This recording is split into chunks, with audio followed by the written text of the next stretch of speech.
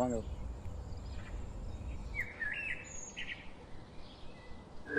Hi friends, welcome back to our channel friends. ఎలా అందరూ బాగున్నారు ఫ్రెండ్స్? మీ అందరూ బాగున్నారు మనస్ఫూర్తిగా కోరుకుంటున్నాం. ఫస్ట్ అయితే ఇంట్లో అయితే గుడ్లు అయితే మస్తుగా ఉన్నాయండి, ఫుల్గా మస్తుగా ఉన్నాయి గుడ్లు అయితే. ఇంట్లో అయితే కర్రీ చేసుకోబోతున్నాం. ఓకే, దానికోసం అయితే ఉల్లిపాయలు అయితే రెడీ చేసుకున్నాం. ఉల్లిపాయలు పచ్చిమిర్చి అయితే రెడీ చేసుకున్నాం. అలాగే కొన్ని ముందు కట్ చేసుకున్నవి.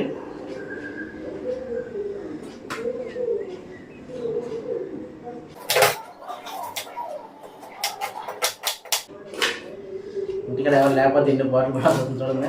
మనమే తయారు చేసుకొని మనమే కర్రీ వండుకోవాలి, లేదంటే హోటల్కి వెళ్ళి భోజనాలు తెచ్చుకోవాలి.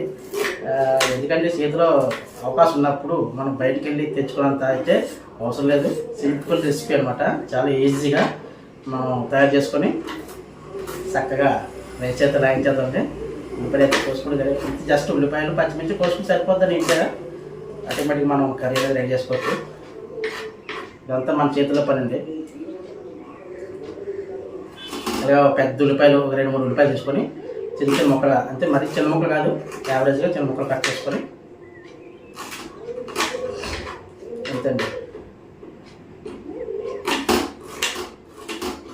పచ్చిమిర్చి కూడా కట్ చేసుకున్నాం.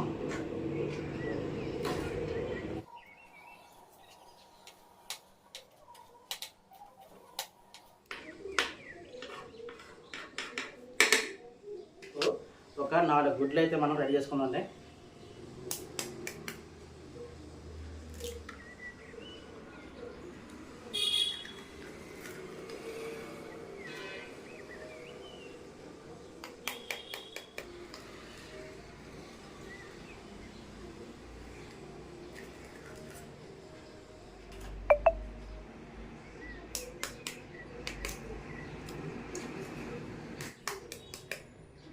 సింగిల్గా చేస్తున్నాను అంటే వీడియో నేనే తీసుకుంటున్నాను, ఈ పని కూడా నేను సేవ చేస్తున్నాను. అందుకనే ఒకే యాంగిల్ నుంచి వీడియో తీయడం చేస్తుంది. మొత్తం గెలపెట్టుకున్నది.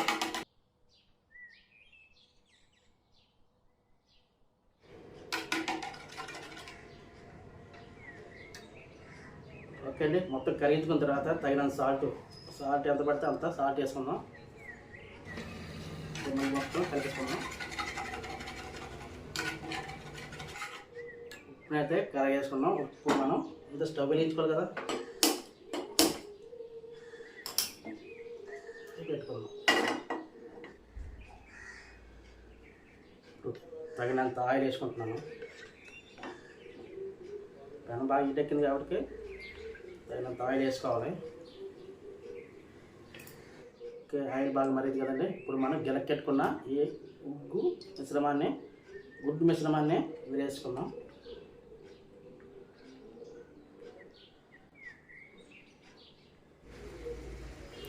మనకి దగ్గర పడింది ఆల్రెడీ.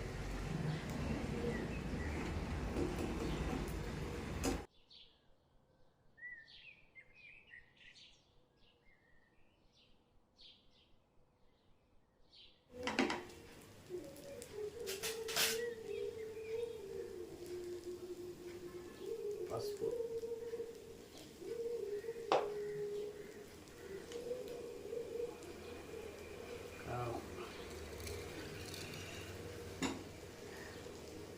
పచ్చిమిర్చి, ఉల్లిపాయలు,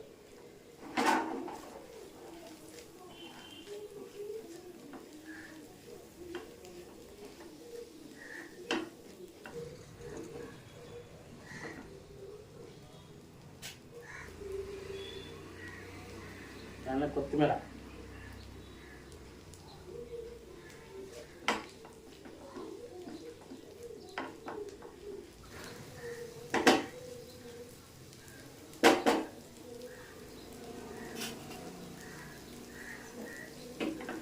రెడీ. మనకి ఉక్కు రెడీ అయిపోయిందండి. ఇప్పుడు నెక్స్ట్ స్టెప్ ఏంటబ్బా, దీనికి నంచుకుంటారు కదా, వేసుకోండి. ఓకే, మళ్ళీ ఇంకో పెనం వేసుకోండి.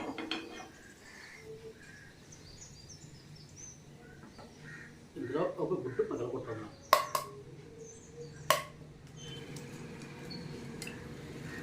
ఉల్లిపాయలు, పచ్చిమిర్చి, తగినంత సాల్ట్,